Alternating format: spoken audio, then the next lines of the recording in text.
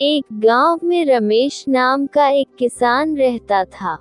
वह बहुत मेहनती और ईमानदार व्यक्ति था।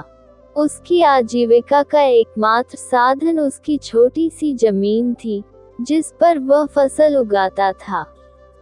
हर सुबह सूरज उगने से पहले वह खेतों में पहुंच जाता और देर रात तक काम करता। लेकिन एक साल बारिश नहीं हुई। खेत सूख गए और फसल बर्बाद हो गई। रमेश बहुत चिंतित था, क्योंकि उसके परिवार के पास खाने के लिए भी अनाज नहीं बचा था। उसने सोचा, अगर ऐसे ही चलता रहा तो मेरा परिवार भूखा मर जाएगा।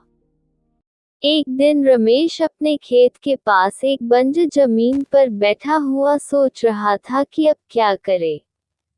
तभी उसे एक बूढ़े आदमी की आवाज सुनाई दी।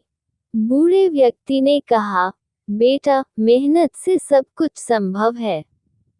इस बंजर जमीन को सुधारो और इसे उपजाऊ बनाओ। रमेश को बूढ़े आदमी की बात दिल को छू गई। उसने बंजर जमीन पर काम करना शुरू कर दिया।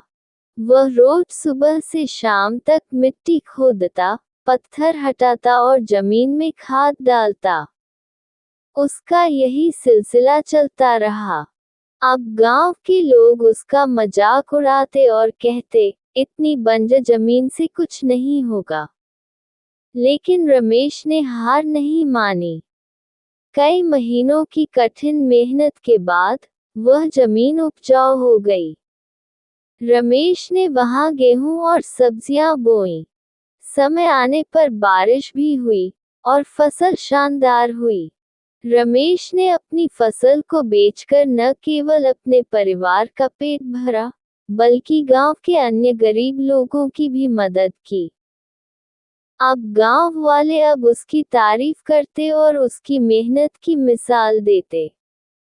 उन्होंने सीखा कि दृढ़ संकल्प और मेहनत से हर मुश्किल का हल निकाला जा सकता है। इस तरह रमेश की कहानी हर उस इंसान के लिए प्रेरणा बन गई, जो कठिन परिस्थितियों में हार मान लेता है। वह सिखाता है कि मेहनत और विश्वास के साथ हर बंजर जमीन को हरा भरा बनाया जा सकता है।